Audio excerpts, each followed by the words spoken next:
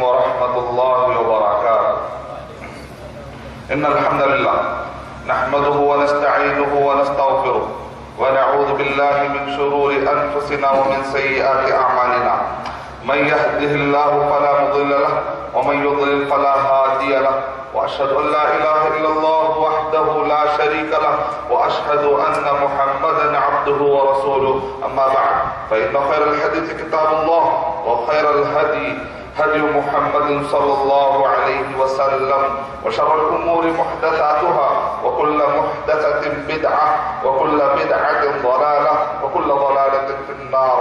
فأعوذ بالله من الشيطان الرجيم. بسم الله الرحمن الرحيم.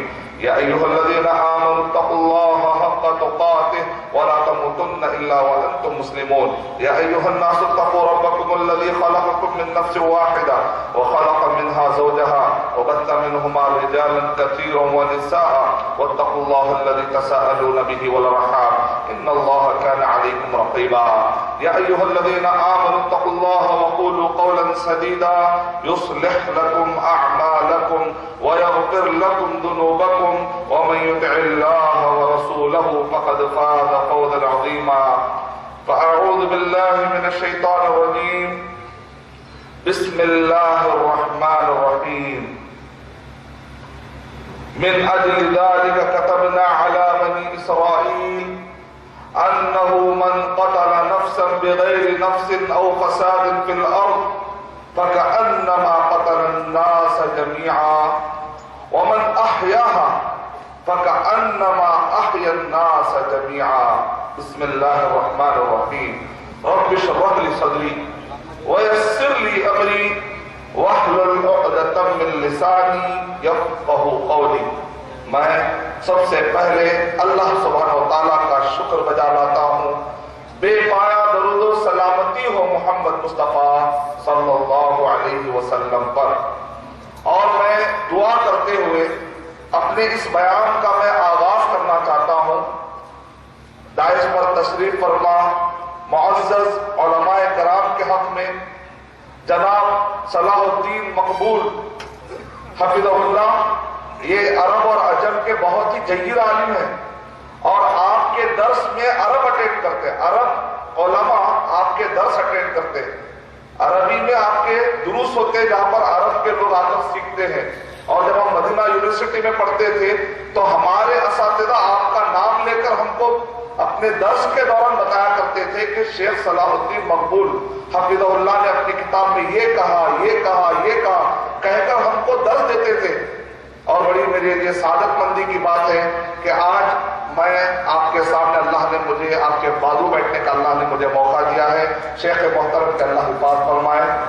جناب شکیل میرٹھی صاحب جنہوں نے ہندوستان میں کتابوں کے انبار لگا دیے اور کئی دینی کاموں میں اللہ تعالیٰ نے آپ کی مسائل جمیلہ اور محنتوں کو اللہ سبحانہ و تعالیٰ نے اس دینی کاز کے لیے اللہ تعالیٰ نے استعمال فرمایا. جو اپنے دین کے لیے اللہ استعمال فرما لے، کتنے سعادت مندی کی بات ہے. تو میں آپ سب کے حق میں دعا کرتا ہوں. اور اسپیشلی اسلام ہمیں حکم دیتا ہے کہ ہمارے غیر مسلم بھائی جو اپنا قیمتی ٹائم نکال کر آتے ہیں اسٹیج پر تشریف فرما، سی او یعنی سکندرآباد کے جناب یادو صاحب، آپ کے حق میں بھی میں دعا کرتا ہوں کہ اللہ سبحانہ و تعالیٰ اسپیشل گائیڈنس آپ کو پہنچا دے. خاص طور سے اللہ تعالیٰ آپ کو اپنے خاص گائیڈنس میں رکھ لے اور اس راستے پر اللہ سبحانہ و تعالیٰ آپ کو گائیڈ کرے جس راستے کو اللہ سبحانہ و تعالیٰ پسند فرماتا. اور ڈیش پر تشریف فرما سارے ہی معزز شخصیات کا، سامعین میں موجود معزز علماء کرام کا، بزرگان ملت اور نوجوانان اسلام، اور اسی طریقے سے مسلم اور غیر مسلم بھائیوں اور بہنوں کا میں آپ سب کا یہاں پر استقبال کرتا ہوں. اور مجھے بڑی خوشی ہوئی کہ بارش نے آپ کو ہرانا چاہا کہ بارش آئی تو میں سمجھا کہ شاید کہ سکندرآباد کے ہمارے بھائی جو ہے نا چلے جائیں گے، لیکن سکندر ہی ڈٹ کر رہے ہمارے بھائی. بارش پھر جا کے پھر آ جاتے. یہ منظر مجھے بڑا اچھا لگا.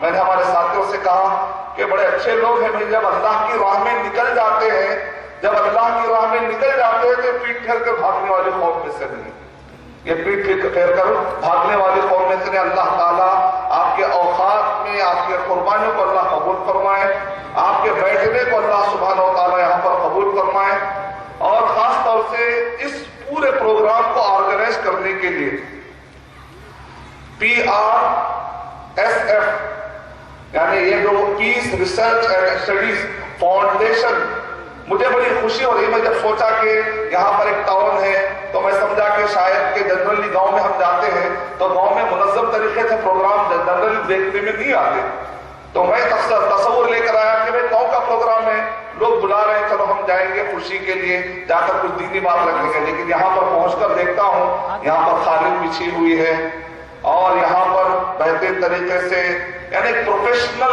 کیونکہ ہم MBA کرنے والے ہیں، پروفیشنل چیزوں کو پسند کرتے ہیں، پریزنٹیشن کو پسند کرتے ہیں، کیونکہ میرا فیلڈ پورا پریزنٹیشن سے ریلیٹڈ ہے، مارکیٹنگ سے ریلیٹڈ ہے۔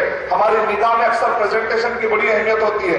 جب میں نے آ کر دیکھا کہ ماشاءاللہ سکندرآباد کے لوگ اتنے ایڈوانس ہیں کہ دینی کام کو وہ لوگ دینی کام کو لائٹ نہیں لیتے بلکہ سیریس لیتے ہیں، یہ بڑی خوشی کی بات۔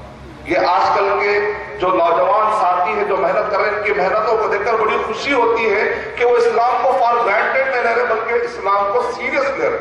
اللہ تعالیٰ ان کی محنتوں کو فضل فرمائے۔ یہاں کے نوجوان، یہاں کے بڑے بوڑھے، خواتین جو رات دن جنہوں نے محنت کر کے اس پروگرام کو سجایا ہے، ان کے سجانے کے لیے جو انہوں نے محنت کی، اللہ تعالیٰ ان کے پل پل میں برکت عطا فرمائے۔ اور موسم بڑا اچھا ہو گیا بارش پڑنے کی وجہ سے، اور میں سوچا تھا کہ یہ نیا کوٹ جو سلایا میں پہنوں گا نہیں پہنوں گا، بارش پڑنے کا فائدہ ہے کہ میں کوٹ بھی پہن سکتا ہوں، کیونکہ ٹھنڈی ٹھنڈی ہوائیں آ رہی ہیں۔